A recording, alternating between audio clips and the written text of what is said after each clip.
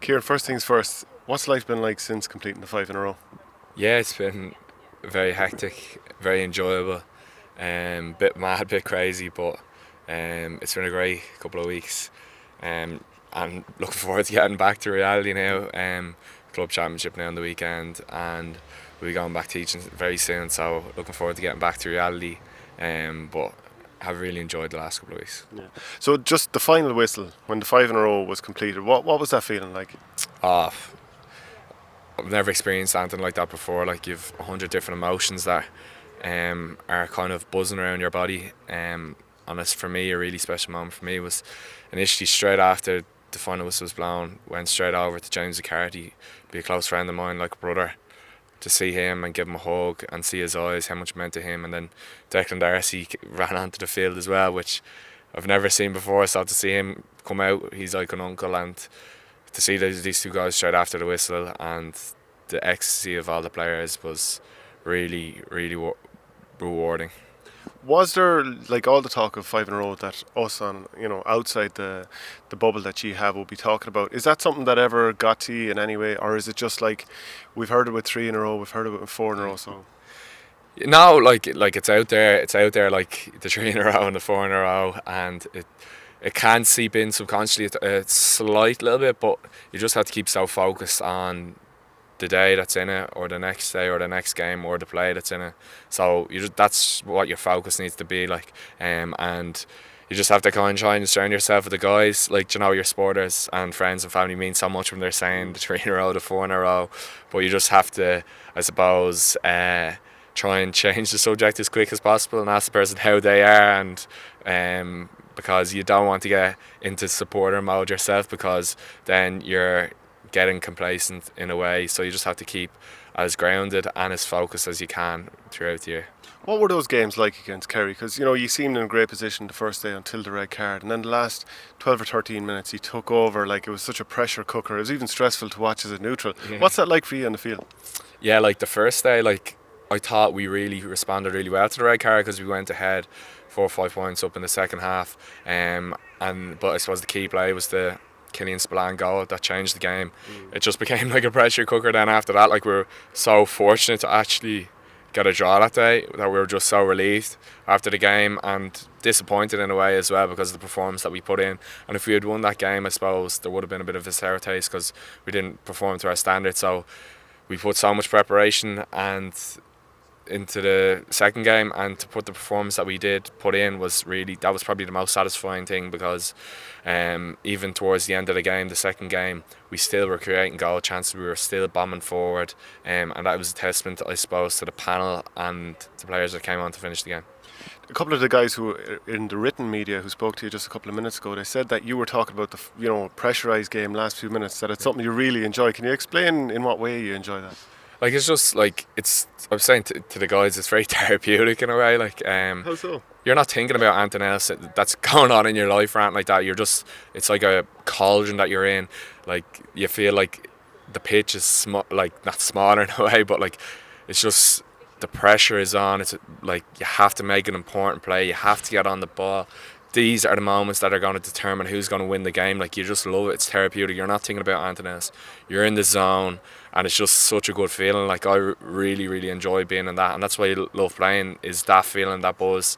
And I know it's a bit mad saying it's therapeutic, but I love being there. Like Yeah, because you hear people talking about being in the zone. Is that kind of what that means? yeah, that's what it is. Like when you're before the game and leading into the game, there's always thoughts that are going through your head, even before Air on the Vein. When you're singing Air on the Vein, there's your thought and mind is going 90. But when you're in that moment, there's no thoughts there. You're just so focused. You're in the zone. You can't think of anything else, and that's where you want to be as a player. You know the way, like sometimes there's commentary around you when you're hand passing the ball around and moving it from side to side. Some people say, "Oh, it's moving it backwards the whole time." Does that talk ever bother you? Because like in the final there in the replay, you get was it 3 or 4 points from play, and that's probably like probably the highlight of your career in terms of us watching on, like best performance we've ever seen. Yeah, like yeah, you get slated a bit for the how I play, but like that's just what you're gonna get. Like, but for me, I know myself. I'm always trying to do the best thing for the team, whether it's aggressively going forward and giving it to the guys, or whether it's moving it back and getting the right guy on the ball, because every decision you make on the field is so important. If you give that ball away, particularly towards the end of the game, they turn you over. They have such talent and speed that they could go up the field and get a goal. But leading into the last game, I was so fortunate. The guys sat me down, management, a couple of players, and just said, "Ciaran, go out, go for it, enjoy the game, do your thing." And when they said that, it gave me great confidence and reassurance. So as soon as the game started, I had massive intent in my mind that I was going to go for the game. I was going to go for it, and I suppose that intent was in the first play that I got, and I suppose that would just set me up for the rest of the game. You made your debut in 2012. Do you know how many championship games you've lost in that time? Yeah, that year in 2012, sorry, the game started against Mayo. After we lost to Mayo lost to Donegal in the final then, and thank God I haven't lost the game since. So that's a mad record, isn't it? I had very fortunate to be in that position. Like, it's just like saying to the guys, like, we're just speaking to the guys individually, like, we're just so like lucky and fortunate that all the stars have joined together at this special time together. In terms of like, we're just lucky we've been born at this time, that we've been born when a lot of these other special great guys and people have come together at the same time. So we're very lucky. Like, did you get much slagging over your post-match interview when you said it's time to party? Yeah, I got absolutely abused over that. Like, it wasn't great now, but I know you have to see the funny side of it. And John Small, I think, collaborated together, so he got a lot of credit for it. So it was pretty funny now. Yeah, so there was that remix.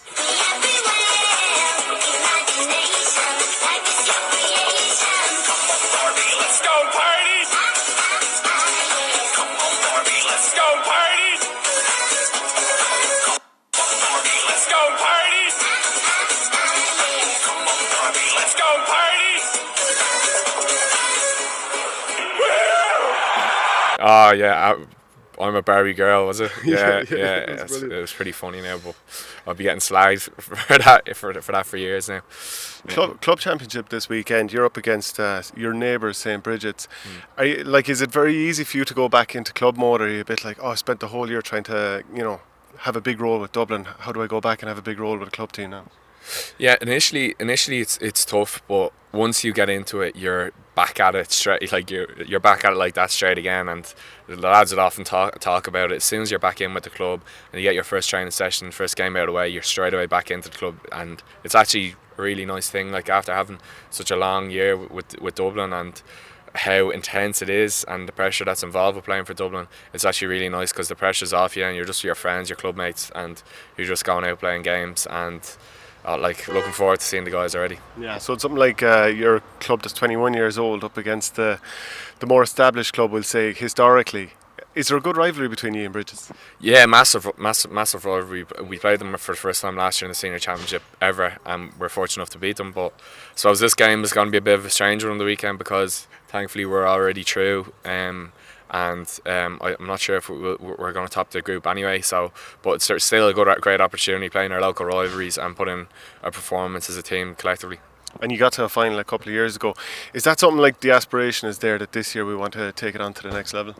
Yeah, like, you never know as you know yourself, you never know how the Dublin Championship's going to go. Like, it's all about picking up momentum, putting performance in, and then picking up momentum after that, and getting the luck of the draw then as well, because the Dublin Championship's so competitive. Like, any team can win it. Like, so I feel like we've a good team this year, good group of guys, and I feel like everyone's in a good place there in the group and the team. So we'll give it a good crack at this year, hopefully. Who else do you think are the favourites here?